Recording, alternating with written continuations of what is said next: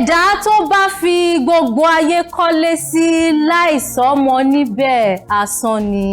bó o fi gbogbo ayé kọ́lé sí tí ò bá sọ́mọ níbẹ̀ tẹ́lẹ̀ ẹlẹ́ni ni tí ẹ lè kó tí ẹ nìbàdàn tí kò bá sọ́mọ níbẹ̀ asán lórí asán ni kí n má pasán láyé kí n bímọ yè kí n má pòfo láyé kéèmí rọmọ rọ níṣẹ́ lágbára Ọlọ́run gbogbo ojú tó wò mí nílé ayé tẹ́ wá yìí ẹ máa rọmọ rọ níṣẹ́ o ẹ ní pasán láyé ẹ ní pòfo kí láǹfààní pa wà láyé àbímọ Ọlọ́run ò ní jẹ́ kí irú ẹ̀ ṣẹlẹ̀ sí wa tá a bá wá rẹ́ni tó wá ń wò mí tó jẹ́ pé ó ń wojú Olúwa fọ́mọ lágbára Ọlọ́run á rọ ọlá ẹ̀ní á rọ ọlá wákàtí aṣọ ẹ̀dọ̀ ọlọ́mọ lágbára Ọlọ́run ìwọ náà máa rọmọ rán níṣẹ́ ó máa finú gbóyún ó máa fẹ̀yìn gbọ́mọ kan Ọlọ́run ò ní yà wá lágàn kò ní yèmí náà lágàn ìwọ náà ṣàdúrà àti ẹ kò ní ya gbogbo wa lágàn gbogbo wa pátápátá la máa bímọ yè ládẹ máa rọmọ rán níṣẹ́ Àyìnkẹ́ Kújọrẹ̀ lórúkọ tèmi ọmọ bíbí inú Wonder Dayọ̀ Kújọrẹ̀ lórí ètò Akíìyín ó yá mo kí yín mo kí yín o ṣé ti rẹ́dì fún mi gbogbo ẹ̀yin olólùfẹ́ mi lénìí lórí ètò Akíìyín lórí amóhùnmáwòrán Orísun ẹ̀yin náà ti mọ̀ pé tẹ́ bá ti rí mi ayọ̀ lẹ́rí tẹ́ bá ti rí mi ìdùnnú lẹ́rí tẹ́ bá ti rí mi owó lẹ́rí o tẹ́ bá ti rí mi gbogbo nǹkan tó dá báyìí òun lẹ́rí lágbára Ọlọ́run nǹkan tó dáa náà ló máa ṣẹlẹ̀ sí wa ẹ tí mo bá ṣe máa ń ṣe fún yín lórí ètò Akíìyín social media gist celebrity news gbogbo àwọn nǹkan tó ń lọ lọ́lọ́kọ̀ òjọ̀kan lórí ẹ̀rọ ayélujára a máa ń fún yín ní Man Crush Monday a máa ń fún yín ní Woman Crush Wednesday a máa ń fún yín beauty tips a tún máa ń fún yín ní lifestyle tips lẹ́nìí mo tún ti kó àwọn oríṣiríṣi tẹ́ ẹ máa jẹ gbádùn wá àmọ́ kíkí yín bí mo ṣe máa ń sọ òun ló jẹ mí lógún ẹ fi àtẹ̀jíṣẹ́ yín ránṣẹ́ sí mi gbogbo àwọn tí ẹ fẹ́ kí pátápátá ẹ fi ránṣẹ́ sí mi Àyìnkẹ́ kí n máa bá yín kí wọn ẹ fẹ́ kí olólùfẹ́ yín nígbà ó tẹ̀ ló ti kí olólùfẹ́ ìgbẹ̀yìn gan wípé olólùfẹ́ mi ò mà ṣe ó mà káre ṣé ẹ̀yin ṣe ń wé ta kí ní ẹ̀rí gbogbo kíkí àwọn olólùfẹ́ bó ṣe ń lọ lọ́lọ́kọ̀ òjọ̀kan ẹ máa rí ìyàwó mi báyá ni ẹ bá mi kí ọkọ mi toró ń tọ́jú mi ọkọ tiẹ̀ tó wá ń tọ́jú ẹ̀ báwo ni wọ́n ṣe ń yẹ sí báwo ni wọ́n ṣe ń kí ọkọ ẹ tó ń tọ́jú ẹ̀ gbogbo ẹyọ ọkọ náà ẹ kí ìyàwó yín àbáwọn ìyàwó yín ò ń try ṣé wọ́n ń gbìyànjú ẹ kí àwọn ìyàwó yín kọ́ lè mọ̀ wípé ẹ appreciate àwọn ọ̀rẹ́ tiẹ̀ ló ti rí tipẹ́ orí ètò Akíìyín òun ni wọ́n ti lè rí kíkí ẹ̀ fàtẹ̀jíṣẹ́ ránṣẹ́ sí mi tó bá ṣe ń fàtẹ̀jíṣẹ́ ránṣẹ́ sí mi má gbàgbé àti forúkọ ẹ sí tó bá ṣe ń forúkọ ẹ sí má gbàgbé àti fi ibi tó ti ń fi àtẹ̀jíṣẹ́ ránṣẹ́ sí mi má gbàgbé àti fi sí tó bá wá ṣe yẹn náà mú orin tó ń ẹ náà orin wo lo nífẹ̀ẹ́ sí gan-an mú orin tó nífẹ̀ẹ́ sí fi sí ká bẹ́ẹ̀ play ẹ̀ fún gbogbo àwọn olólùfẹ́ tó ń kí ẹ̀yin náà dẹ̀ ti mọ̀ pé lórí ètò Akíìyín ẹ tún láǹfààní láti ṣe fọ́nrán ìṣẹ́jú kan yẹn táwọn eléyìnbó ń pè ní fídíò 1 minute video ó láǹfààní láti ṣe gbé fóònù rẹ ó yá tẹ kámẹ́rà tẹ rẹ́kọ̀d ṣàkàm gbogbo nǹkan tó fẹ́ sọ sínú ẹ̀ fi ránṣẹ́ s'Àyìnkẹ́ Dayọ̀ Kújọrẹ̀ Lagos ni mo bá bẹ́ẹ̀ play ẹ̀ ìwọ náà ti mọ̀ lórí ètò Akíìyín ẹ̀ ta ló ń sọ fún ẹ pé ìyẹn náà kò tún make sense ìwọ náà mọ̀ wípé tó bá ti mọ̀ lórí ètò Akíìyín gbogbo àgbálẹ̀ ayé ló ti rí ẹ ní àwa kan máa gbá alágbájá mo máa rí ẹ lórí ètò Akíìyín lánàá bọ́ sórí tó bá máa ṣe yẹn ó máa sanwó pẹ̀lú owó tí ò ní pa ẹ́ lára rárá owó data owó ẹ̀kọ́ owó ìrẹsì òun náà ló máa fi ṣe yẹn nǹkan tí ètò Akíìyín tó wà fún ni ẹ gbogbo ẹ̀rọ olólùfẹ́ mi lé ẹ jẹ́ ká lọ fẹsẹ̀ rájò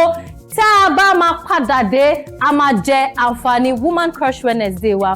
lifestyle tips ó bẹ̀lẹ̀ kíkí lẹ́ni ó tún yapa yaski ẹ jẹ́ ká lọ fẹsẹ̀ rájò tá a bá máa padà dé ètò Akíìyín ó sì ń tẹ̀síwájú Akíìyín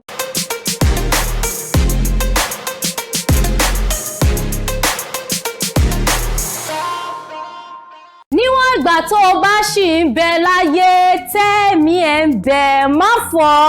ìrètí náà ṣì ń bẹ torí gbogbo bó ṣe wá ń ṣe yẹn tó wò pé ọdún yìí tún ti ń lọ a mà tún ti kúrò ní January a tún ti bọ́ sí February a mà tún ti kúrò ní February a ti bọ́ sí March a mà tún ti kúrò ní March a tún ti mú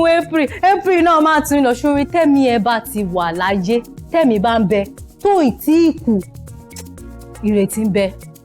ṣì máa nírètí ṣì máa nígbàgbọ́ kó dẹ̀ máa fàdúrà àti sórí nǹkan tó ń fẹ́ yẹn Ọlọ́run máa ṣe fún ẹ má wàá sáré ju kádàrá ẹ lọ má sáré ju kádàrá ẹ lọ ẹni tó ti kú ní tiẹ̀ ti gbé ẹni tó ti kú báyìí òun ni kò nírètí mọ́ àmọ́ níwọ̀n ìgbà tó wà láyé ìrètí ń bẹ má fọ́ tẹpámọ́ṣẹ́ máa gbàdúrà gbogbo ẹ̀ ó sì máa dá Ètò Àkíìyín ó sì ń tẹ̀síwájú lórí amóhùnmáwòrán Orísun kí wá máa mú lọ ní ti Woman Crush Wednesday wa sharp no time to waste time ta ni a nílẹ̀ ní fún Woman Crush Wednesday wa ó yẹ guess sẹ́wọ̀n guess gẹ̀ẹ́sì ṣé kí n sọ fún yín ókè a gbé fún arẹwà obìnrin ìlú mọ̀ọ́ká Mide Martins Mide Fúnmi Martins ọwọ́ torí pé wọ́n ti wà nílé ọkọ ẹ̀yin náà dẹ̀ ti mọ̀ pé bí mo ṣe dárúkọ Mide Fúnmi Martins ọwọ́ ẹ ti mọ̀ pé ìyàwó Afeez ọwọ́ ni ọ̀tá ló tiẹ̀ máa mọ Mide Fúnmi Martins tó ní mọ Afeez ọwọ́ fún gbogbo ẹ̀yin tẹ́ bá ti ń bá wa bá Ètò Àkíìyín bọ̀ ẹ ti mọ̀ pé ní kòpẹ́kòpẹ́ yìí àgbẹ̀fọ́kọ wọn a dẹ̀ wò pé kò ní dáa ká gbé fọ́kọ ká má gbé fúyàwó torí wípé iṣẹ́ takuntakun ni àwọn méjèèjì ń ṣe ó dẹ̀ sọ pé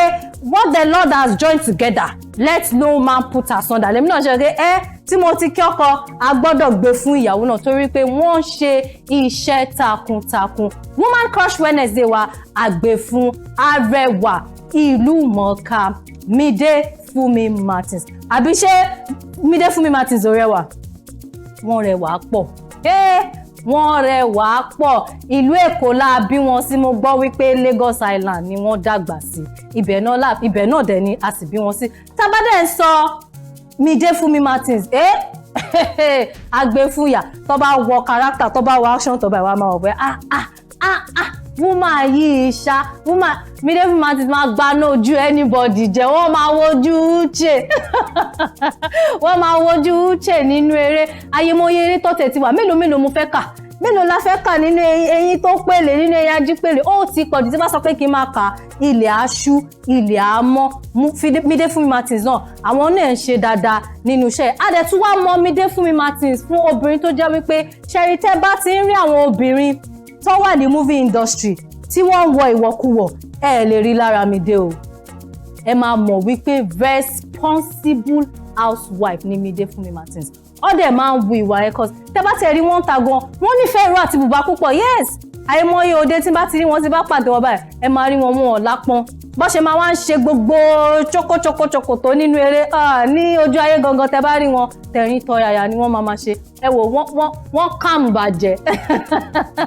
wọ́n kàm bàjẹ́ cause ẹlòmíà máa wò pé abóbìnrin tẹ̀ ṣe máa ń ṣe nínú eré ṣé kò ṣe pé bó ṣe máa rí lójú ayé gangan nìyẹn láíláí ẹ wò wọ́n kàm pa ẹ máa wò wọ́n báyìí ẹ̀kọ́ máa rẹ́rìn gíga woman tó máa ń ṣe wèrè yẹn tó ìwà wọn ti tutù jù lójú ayé àgbè fún Mide Fúnmi Martins wọ́n wọ̀wọ̀kuwọ̀ ọmọ amúra tó máa decent ni irú àwọn yẹn lè máa sọ pé òkè role model tí wọ́n lè ṣì yín lọ́nà adẹ̀túmọ̀ wípé Mide Fúnmi Martins láti ìgbà tá a ti gbọ́ wípé wọ́n wọlé ọkọ ṣáṣá láwọn ìgbéyàwó tó ń last nínú à ń ṣeré tó jẹ́ pé òkè àwọn eléré orí ìtàgé méjì wọ́n fẹ́ra wọn ká tó díjú ká tó là wọ́n ti túká ká tó jíjú ká tó là wọ́n ti túká àmọ́ Mide Fúnmi Martins wọ́n jókòó sí ilé ọkọ o wọ́n jókòó sí ilé ọkọ kò dẹ̀ síbi tẹ́ ẹ bá lọ tẹ́ bá ti rí àwọn àtọkọ wọn ti dunnú tọ́yàyà pẹ̀lú respect ni wọ́n máa fún ọkọ wọn yàtọ̀ sí ìyẹn náà wọ́n ń ṣe àwọn eré lọ́lọ́kọ̀ òjọ̀kan ẹ̀bùn pọ̀ fún wọn kí ni o fẹ́ sọ pé kí Mide Fúnmi Martins ṣe tí ò ní ṣe ẹ̀bùn yẹn Ọlọ́run gbé fún wọn adẹ̀tún wá mọ Mide Fúnmi Martins sí ọmọ ìlú mọ̀ọ́ká olóògbé Fúnmi Martins láyé ìgbà yẹn àwa tẹ̀ sí kí aṣàgbọ́n gbà yẹn pé Fúnmi Martins kọ́kọ́ Fúnmi Martins nígbà tá a máa wá arẹwà obìnrin wọ́n dẹ̀ rẹwà ẹ máa rí wípé Mide gan wọ́n jọ̀yà wọn bọ̀ Ọlọ́run wá sọ pé kò tán síbẹ̀ torí tẹ́ ẹ bá ń wo Mide ó máa dàbí ẹni pé ìyá wọn lẹ̀ ń wò ni ọkọ lè má lomi lára tó bí àwọn ṣe rí, wọ́n lè má gbẹmọ̀, wọ́n lè má ṣe gbùngbùn bí àwọn ṣe bọ̀. Tẹ́ bá ti ń wo Mide ẹ má wá olóògbé Fúnmi Martins mọ́. Bí wọ́n dẹ̀ ṣe kún gbà yẹn gbogbo ẹ̀bùn yẹn ò lọ síbẹ̀. Àwọn náà kọ́ ṣe kí ni? Àwọn náà kọ́ torí bọ̀ ni pé iṣẹ́ ìyá mi ò ní parun. Láti ìgbà yẹn làwọn náà ti ń tọ ẹsẹ̀ ìyá wọn. A mọ̀ wípé olóògbé Fúnmi Martins, fẹ́yìn tẹ́ bá mọ̀ o, olóògbé Fúnmi Martins ni ó bí Mide Martins. Tó dẹ̀ jẹ́ wípé wọ́n ti jọra jù. Tímútímú, eyín nǹkan tó bá rẹ́rìn gan máa rò pé Fúnmi Martins ni ó ń rẹ́rìn ni. Ṣé tí wọ́n fẹ́ gbọ́ oṣù kan náà ni Mide Fúnmi Martins àti ọkọ wọn Afeez Ọwọ́ nínú April, àbí Mide Fúnmi Martins ní 12th of April, 13th ní ti tọkọ wọn. Ṣé ti rí pé Ọlọ́run dá wọn pọ̀, Ọlọ́run yàn wọ́n fúnra wọn. Ó ṣọ̀wọ́n kẹ́ tó máa rírun kan bẹ́ẹ̀ yẹn káwọn nọ́mbà ẹ̀rẹ́dẹ̀ tó tẹ̀lé àwọn just like that. Bóyá ká bí ọkọ ní 1, kíyàwó 1, 2, àbí ká bí ìyàwó 2, kọ́kọ́ 1, 3. Ó ṣọ̀wọ́n. Ọmọ oṣù kan náà jọ ni ọkọ àti ìyàwó. Birthday wọn tẹ̀léra wọn ni. Birthday wọn ó tẹ̀lé ìra wọn. Ọmọ April kan náà jọ ni wọn. A dẹ̀ ti mọ̀ wípé Mide Fúnmi Martins ọmọ Yorùbá àtàtà ni wọ́n. Ọlọ́run dẹ̀ bùkún wọn pẹ̀lú àwọn ọmọ alálùbáríkà. So lónìí o, Woman Crush Wednesday wa ní òrékelẹ́wà Mide Fúnmi Martins, aya rere lọ́dẹ̀dẹ̀ Afeez Ọwọ́. Ẹ jẹ́ ká lọ jó sí àyànfẹ́ pẹ̀lú Fireboy Labalaba. À ń padà bọ̀. Bí ẹ ò burú ṣá, ṣé kò ṣe pé ò forí gbálẹ̀? Mo ń bí ẹ, mo ní pé kí ló rẹ̀ tó ṣígẹ̀tì fún nígbà tí mo ti ń pariwo nínú lẹ́pẹ́ ò gbọ́dọ̀ ṣígẹ̀tì. Mo dáràn. Kí ló dé tí gbogbo ẹ̀ wá jọ̀ báyìí? Ìwọ ló jọ̀ ọ̀nù gbogbo ẹ̀. Gbogbo ẹ̀ lọ́rin, gbogbo ẹ̀ kọ́ ṣe. Ilé ẹ̀wọ̀ kí lẹ pè mí fún mi ò rí ń bí. Wèrè tẹ́ẹ̀dù. Gbogbo. Mo rí pé látìgbà tí mo ti dé, èmi ò rí ìwọ. Ó ṣe ẹ̀gbọ́n wìrìwìrì wọlé ni. Omi tuntun ti rú. Ẹja tuntun ti wọnú ẹ̀. Sórí gbogbo wèrè orí burúkú tí wà àti ìyàwó èrè tó wà nínú ilé ìtẹ́lẹ̀ tẹ́jọ́ ń ṣe yẹn. Gbogbo ẹ̀ gbọ́dọ̀ lọ ti ọwọ́ ọmọ yín baṣọ.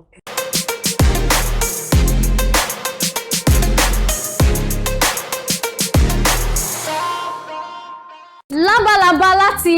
ọwọ́ àyànfẹ́ àti Fireboy òun lẹ́sẹ̀ gbọ́tọ̀ yẹn. Mo lérò pé ẹ gbádùn ẹ̀. Ètò Akíìyín o, òun náà ló sì ń tẹ̀síwájú lórí amóhùnmáwòrán Orísun pẹ̀lú Àyìnkẹ́ Dayọ̀ Kújọ́rẹ̀. Kíkí yín ló jẹ mí lógún o.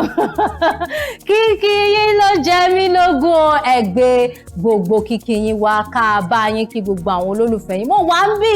láti fọwọ́sowọ́pọ̀ ṣọ̀kan. Ẹ kí gbogbo àwọn tẹ́ bá fẹ́ kí pátápátá ní orí ètò Akíìyín. Ẹ fàtẹ̀jíṣẹ́ yín ránṣẹ́ sí gbogbo ẹ̀rọ ayélujára wa lórí Twitter @Orisun TV, Facebook, Instagram @Orisun TV. Tó bá jẹ́ kémi náà ló dẹ̀ fẹ́ tẹ̀ sí ní gbogbo orí social media platform mi pátápátá @Àyìnkẹ́ Dayọ̀ Kújọ́rẹ̀. Má gbàgbé o láǹfààní àti ṣe fọ́nrán ìṣẹ́jú kan péré pẹ̀lú owó tí ò gara rárá àti rárá. Tẹ́ ẹ bá tún wá láyẹyẹ yín tẹ́ ẹ fẹ́ gbé fún wa, ẹ pe nọ́mbà tó ń lọ lójú amóhùnmáwòrán yín yẹn. Ẹ pè wá, a máa dá yín lóhùn. Ẹ ní polówó tẹ́ ẹ fẹ́ fún mi lórí ètò Akíìyín, ó fẹ́ kí n bẹ́ẹ̀ polówó gbogbo nǹkan tó ń tà pátápátá. Ẹ kàn sórí nọ́mbà yẹn náà, a máa dá yín lóhùn. Gbogbo olólùfẹ́ mi lé ẹ wo kíkí pọ̀nlẹ̀ kí n máa mú lọ lórí kíkí lórí ètò Akíìyín. Ìbọn kí n ti bẹ̀rẹ̀ báyìí, ó pọ̀ dànù. Ó pọ̀ gidigidi kan. Ẹ jẹ́ kí n máa mú kíkí wa lórí ètò Akíìyín. Ayaba Ẹ̀mí Benjamin. Ẹ̀mí tọ̀ntọ̀n. Ẹ̀mí tọ̀ntọ̀n. Wọ́n ní àwọn kí mẹ́ńtọ̀ àwọn. Ayaba Ẹ̀mí Benjamin. I'm so honored. Very honored to be your mentor. Láti Sábó Ọ̀yọ́, wọ́n ní kí n bá wọn kí ọkọ àwọn Mr. Benjamin wípé wọ́n kú ìtọ́jú àwọn. Ó lè ń pa àwọn ọkùnrin ṣe dáadáa. Wàláì ó lè ń pa àwọn ọkùnrin ṣe dáadáa. Inú mi ń dùn pẹ̀lú gbogbo àwọn ìyàwó yìí ò tẹ̀ fẹ́ gbà rárá. Wọ́n ti tẹ̀ ẹ́ bá mi kí ọkọ mi ṣe àwọn tó mọ iye ọkọ nìyẹn o. Àwọn ìyàwó tó yáyì lọ́dẹ̀dẹ̀ ọkọ. Wọ́n ní kí n bá wọn kí Mr. Benjamin pé wọ́n kú ìtọ́jú àwọn. Wọ́n tún wá ní kí n bá wọn kí Best Pure bó ṣe kọ́ nìyẹn o. Best Pure kó tó lè pèèyàn pure. ẹni yẹn mọ́ ó ní inú mímọ́ àti àyà funfun. Olúwafúnmiláyọ̀ Olúwafúnmiláyọ̀ ọ̀rẹ́ yín ló sọ, ọ̀rẹ́ yín ayaba ẹ̀mí Benjamin ló ní ká kí yín o, wọ́n ní ẹni pure, wọ́n ní pure ní wọ́n kí yín. Síwájú sí lórí kíkí wa lórí ètò Akíyìn o. Sunday Olúwakórèdé òní wọ́n ní kí n bá wọn kí darling wife àwọn lóṣogbo Bùkọ́lá òní àti ọmọ àwọn Enoch òní wọ́n ní ká máa kíyìn gidi, kódà wọ́n ní kíyìn tán ni ó yẹ èmi náà kíyìn tán. Sunday Olúwakórèdé òní ni wọ́n sọ bẹ́ẹ̀, ó yá wọ́n ti kí o àmbẹ́kí wọ́n ní ká kí wọ́n wá ní kí n bá wọn play orin Dayọ̀ Kújọrẹ̀. Ẹ má wọrí a máa play fún yín, ẹ ti jẹ́ mọ́ rántí bàbá mi ṣùgbọ́n a máa play. Síwájú sí Olúwatósìn Olúṣẹ́gun láti ìlú Ìbàdàn wọ́n ní kí n bá wọn kí gbogbo ẹbí Adélẹ́yẹ pátápátá wọ́n ní pé kí n bá wọn kí wọn. Àwọn náà ní kí n play orin How Are You My Friend láti ọwọ́ Johnny. Ẹ mọ̀ wọ̀rí ẹ jókòó, gbogbo orin yẹn ni mo máa play pátápátá. Síwájú sí lórí ètò Akíyìn o pẹ̀lú àwọn kíkí wa. Tolúlọpẹ́ Ayẹni láti Ìkọ́lé Èkìtì wọ́n ní kí n káalẹ́ o, àwọn máa ń gbádùn ètò Akíyìn mi, kí n bá wọn kí ọkọ àwọn ẹ̀yin ọkọ yìí ṣá wọ́n ní kí ọkọ àwọn wípé wọ́n kú ìtọ́jú àwọn. Ó yá àti bá yín kí ọkọ yìí, ṣé mo kí wọn dáadáa? Dádì wa lé ẹ kú ìtọ́jú mọ́ mi, ẹ túbọ̀ máa tọ́jú wọn sí, so wọ́n á lè máa kan sára sí yín gbogbo ìgbà, ẹ túbọ̀ máa tọ́jú wọn sí dáadáa. Rachel Àánúolúwapọ̀sí Òjó wọ́n ní kí n káalẹ́ my crush, wọ́n pè mí crush wọn. Àánúolúwapọ̀sí ẹ mọ̀ ṣé o, wọ́n ní kí n bá wọn kí ẹ̀gbọ́n àwọn Emmanuel Òjó, wọ́n wá ní kí n play orin Gwagwalada. Orin 3 ni gbogbo àwọn olólùfẹ́ Akíyìn ti yàn pé ká play lẹ́ni. Wọ́n ní play How Are You My Friend láti ọwọ́ Johnny Drill, wọ́n ní play Gwagwalada, wọ́n dẹ̀ sọ pé ká tún play orin wọn tún lọ sí mú yẹn náà o, wọ́n ní kí n play orin Dayọ̀ Kújọrẹ̀. Ẹ jẹ́ ká lọ jẹ̀gbádùn gbogbo orin 3 yìí, tá a bá máa padà dé ètò Akíyìn o ó sì ń tẹ̀síwájú pẹ̀lú Àyìnkẹ́ Dayọ̀ Kújọrẹ̀. Akíyìn o.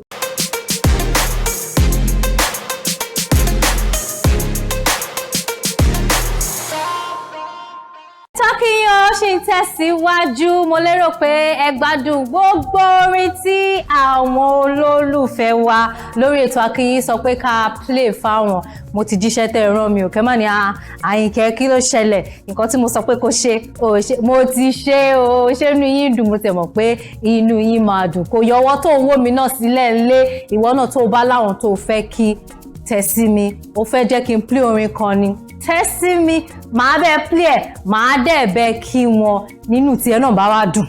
láyọ̀ ẹ máa bá wá kún, lágbára Ọlọ́run inú wa máa dùn, ayọ̀ wa máa kún náà ni. Kí wá máa mú lọ ní ti tips tí mo ní fún wa lénìí,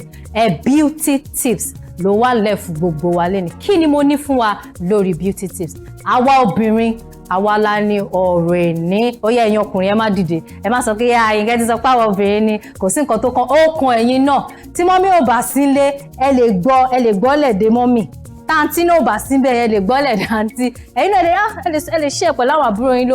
lóbìnrin, ẹ lè ṣe pẹ̀lú àwọn ẹ̀gbọ́n yín lóbìnrin. Báwo gan ló ṣe yẹ ká máa tọ́jú ara wa?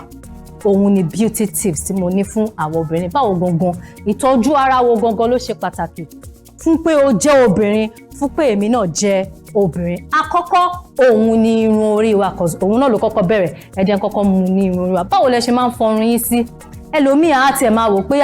tí irun mi ò bá tí pọ̀ oṣù kan àbí tí irun mi ò bá tí pọ̀ oṣù méjì mi ò lè fọ́, kí ló ṣẹlẹ̀? Ṣé orí ò kì í yún ẹ? Báwo lẹ ṣe ń ṣe ìtọ́jú irun sí? Ẹ̀yin náà mọ̀ pé irun lẹ́wà obìnrin o, tẹ́ bá rẹ̀ ni sọ fún yẹn, gbàgbé pé à ń dé wígo, ẹ gbàgbé pé à ń ṣe gbogbo attachment, kọ́mọ obìnrin túnrun sílẹ̀, kọ́ wò pé kí ló ń ṣẹlẹ̀? You have a very beautiful hair. Ìtọ́jú ló ń jẹ́ bẹ́ẹ̀ o,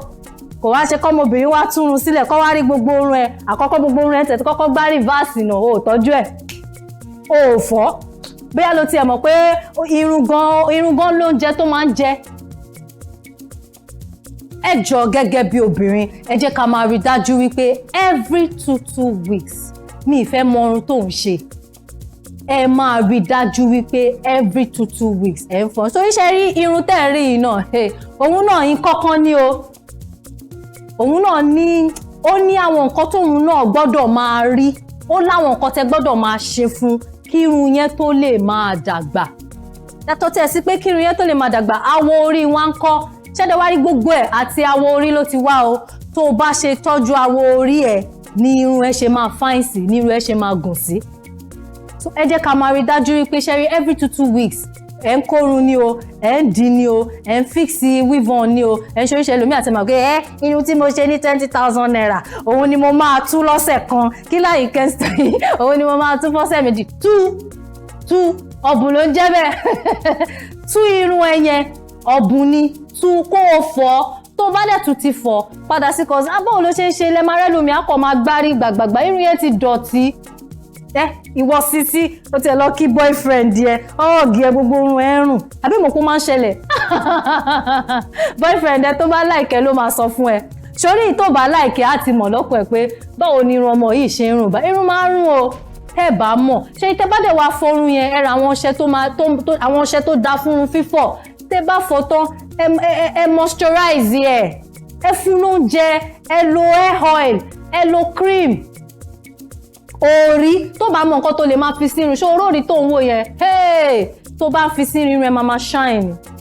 ó máa shine á dẹ̀ máa gùn. Ẹ jẹ́ ká máa rí dájú wípé à ń fọ irun wa every 2 weeks ló tọ́ kí obìnrin máa fọrun. A lè bá àwọn ọkùnrin wí torí pé àwọn ọkùnrin irun mélòó lọkùnrin ń ṣe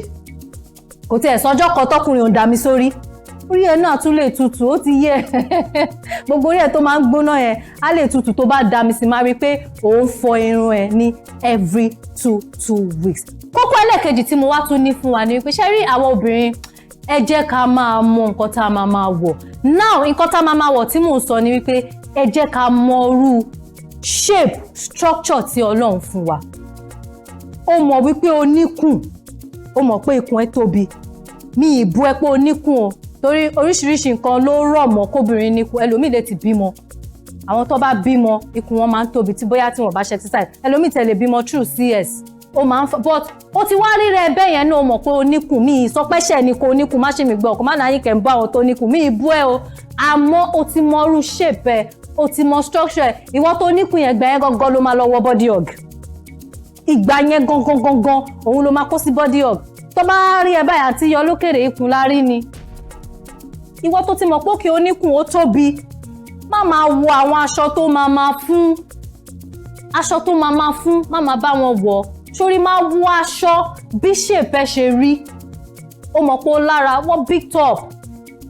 ó lè wọra wọ tight kó wọ big top lórí tí ò tẹ̀ níwọ̀ obvious pé kún ẹ tóbi kódà ó máa jẹ́ kó smart ó wá níkùn ó sanra ìgbà yẹn ìwọ ló máa gbà àwọn aṣọ tó jẹ́ pé ó máa fún gbogbo ara ẹ̀ pápápápá ẹ̀yin gan lẹ máa ń jẹ́ kó máa bá àwọn obìnrin ayé mọ irú wọn tó kú lórí social media àwọn èèyàn láyè sí wọn ọ̀dẹ́ ń tọrọ nǹkan mọ́kọ́ tó ṣe ṣàkàm wọ́n ti mú ẹ ṣàkàm akọrin pé gbogbo fídíò àti picture ó ti ń trend lórí social media ni ìwọ ló ń fà tó ń bú ẹ ìwọ tó níkù tó mọ̀ pé kún ẹ tóbi ìgbẹ́ ló máa lọ wà lọ boutique aṣọ tó bá fún pápápá yẹn òun ló máa lọ wọ̀ ó mọ̀ pé ó tóbi wàá wọ àwọn aṣọ tó máa loose lára tí ò tiẹ̀ ní wọ̀n tó jẹ́ pé wọ́n gan wàá feel smart nílé òní déta tí wọ́n náà ṣẹ̀ṣẹ̀ máa faṣọ sílẹ̀ lẹ́ẹ̀mẹwàá àbí wàá máa try láti máa adjust àbí wàá máa fọwọ́ bo kíkún ẹ máa yọ ṣé o wo mirror àbó mọ̀ pé kún ẹ tóbi fi irú àwọn aṣọ lẹ́pa yẹn àwọn crop top yẹn àwọn aṣọ tó máa ń gbẹmọ yẹn fílẹ̀ fáwọn tí kún wọn ò tóbi fílẹ̀ fáwọn tí wọn ò sanra jù mọ shape ẹ kó dẹ̀ mọrú outfit tó máa rà ìyẹn náà tún ṣe pàtàkì ó ṣe kókó ó lọ bùtíìkì sí ó kọ̀ ra aṣọ kan ó bóyá o ti rí pé torí lágbájá wọ̀ ó fi tẹ̀ lágbájá lè wọ̀ kó fi tẹ̀ ṣé shape kan náà níwọ̀ àti lágbájá jọ ní ni shape kan náà kọ́ lẹ́jọ́ ní lágbájá lè wọ̀ kó fi tẹ̀ kí tàmẹ̀dówò kó má rí bẹ́ẹ̀ torí pé ẹ̀jọ́ ní same àfi tó bá lè jẹ́ pé same shape lẹ́jọ́ ní ṣá òun ló máa fi rò wípé jẹ́ kí n ra arú aṣọ báyìí aṣọ tó bá yẹ shape ẹ òun ni kó o máa wọ̀ ìwọ tó dẹ̀ kúrú o ti mọ̀ wípé ókè tó kúrú bí Àyìnkẹ́ ń bí o ti mọ̀ wípé ńgbà míì a máa ṣe é mi pé kó máa wọ sípàsì kiri gbogbo ìgbà yọ ńlẹ̀ kọ́ tiẹ̀ lè rí ẹgbẹ́ òkè ó yọ nígbà tí bàbá mi wà láyé bàbá mi máa mọ̀ pé ìwọ ọmọ máa wọ heels ó máa ń káwọ́ lára pé ó ṣàwọ̀ fún ọ̀gá máa wọ heels máa ní jáde ó yá mo ti gbọ́ máa lọ wọ̀ máa lọ rà máa wọ heels ó kúrú àwọn tó bá ga nírú slippers àbí irú kíní máa ń fit ẹ̀yin tẹ̀dẹ̀ ga náà ọ̀ràn yàn kọ́ ni kẹ́ máa kó sí heels ó ti ga o wàá tún wá ọba tó jẹ́ pé wàá fẹ́ ga tó kíní ẹ jẹ́ ká mọ nǹkan tó bá wa lára mu ẹ jẹ́ ká mọ nǹkan tó bá shape wa mu ẹ jẹ́ ká mọ nǹkan tó bá body wa mu. Kókó wo ni mo tún ní fún wa lórí abala beauty tips kókó yẹn náà ni wípé ṣe ti rí a kò máa ń wò wípé àwọn tó máa ń sọ pé ká máa fọ eyín wa lẹ́ẹ̀mejì wọ́n máa exaggerate nìyàn kí ló fẹ́ ṣe é tó lè fọ eyín ẹ̀ lẹ́ẹ̀mejì kí ló fẹ́ ṣe é tí o lè fọ eyín ẹ̀ lẹ́ẹ̀mejì eyín fífọ̀ lẹ́ẹ̀mejì ó ṣe pàtàkì o lẹ máa rẹ́ lómi tó bá jí láàárọ̀ gbogbo ẹnu àti wúwo ìwọ ìyàwó lé ìwọ obìnrin gbogbo èèyàn tẹ̀ nílé ìwà fún ẹ jẹ́ ká máa rí dájú wípé ẹ má sọ pé ókè mo ti fọ ẹnu mi láàárọ̀ tó bá ti fẹnu láàárọ̀ ó ti jẹun àgàgà kó lọ jẹ̀wà àbí kó jẹ mọ́ínmọ́ín àbí kó jàkàrà kó ti fẹnu kó lọ jẹrú àwọn oúnjẹ bẹ́ẹ̀ yẹn kó wá fẹ́ máa lọ láwùjọ kó tí wá jẹ́ kí òkè bóyá 1 hour drive ló máa gbé ẹ dé ọ́fíìsì ẹ o ti lo 1 hour lọ́nà ó dẹ̀ mọ̀ pé ó rojọ́ ó mọ́mí ó sàn kankan tó bá máa la ẹnu ẹ máa run ẹ̀wà àbí kó tẹ̀ máa báyọ̀ sọ̀rọ̀ kó tẹ̀ máa ṣe báyìí ẹ máa rí dájú wípé ẹ ń fọ eyín yín lẹ́ẹ̀mejì ẹ̀mejì ló tọ́ ẹ̀mejì ló yẹ fọ́mọlúàbí láti máa fọ eyín tó bá ti fọ ẹnu ẹ láàárọ̀ fọ lálẹ́ sórí tó bá máa jí láàárọ̀ tó bá fọ lálẹ́ tó bá sùn tó bá máa jí àárọ̀ ọjọ́ kejì gan tó bá tún wá tún fọ sórí you are good to go all day wàá rí kéwọ́ gan kódà bí ààrẹ orílẹ̀-èdè mẹ́ wàá fẹyín ẹ̀ báyìí wàá sọ̀rọ̀ báyìí wàá ṣe sí ẹnu anybody lẹ́kìn wọ́n ní wò pé ọmọ yìí fine girl why is your mouth smelling why is your mouth smelling ẹ máa jẹ́ ká rí i pé à ń fẹyín wa dáadáa then tá a bá ṣe bẹ́ẹ̀ yẹn à ń help eyín wa ni à ń help ẹnu wa ni ìgbà wo ló ti visit dentist last ẹlòmíì ò ń fọyín kò ń tún eyín ṣe kó ṣáà ti jẹun kó fọyín láàárọ̀ tí mo bẹ̀ ẹ jẹ́ ń dìmọ̀ bẹ́ẹ̀ gbogbo ẹ̀ lólùfẹ́ mi ẹ jẹ́ kí n dìmọ̀ bẹ́ẹ̀ ní jù báyìí lọ ní abala beauty tips ti tẹ̀ ní gbogbo ẹ̀yin tèmi ó mú ti fẹ́ máa lọ ní abí ṣé mi try fún ẹ̀yin tèmi ṣé mi try ẹ má gbàgbé ẹ fi gbogbo kíkí yín ránṣẹ́ sí mi ní gbogbo orí social media platform mi pátápátá lórí TikTok @Àyìnkẹ́ Dayọ̀ Kújọrẹ̀ lórí Facebook ẹ like page mi Àyìnkẹ́ Dayọ̀ Kújọrẹ̀ lórí Instagram @Àyìnkẹ́ Dayọ̀ Kújọrẹ̀ Twitter tá à ń pè ní X @Tosin Kújọrẹ̀ nọ́mbà tó dẹ̀ ń lọ lójú amóhùnmáwòrán yín yẹn ẹ gbé polówó yín wá ayẹyẹ tẹ́ ẹ bá fẹ́ jẹ́ ká bá yín fẹ́ lójú ẹ wo ẹ pè wá lórí Orísun a máa jẹ yín èmi tí tòótọ́ Àyìnkẹ́ Kújọrẹ̀ mọ́ bíbí ni wọ́n dá fún Dayọ̀ Kújọrẹ̀ ni ká tún pàdé ní ọjọ́ mi ọjọ́ rẹ̀ ó dàbọ̀.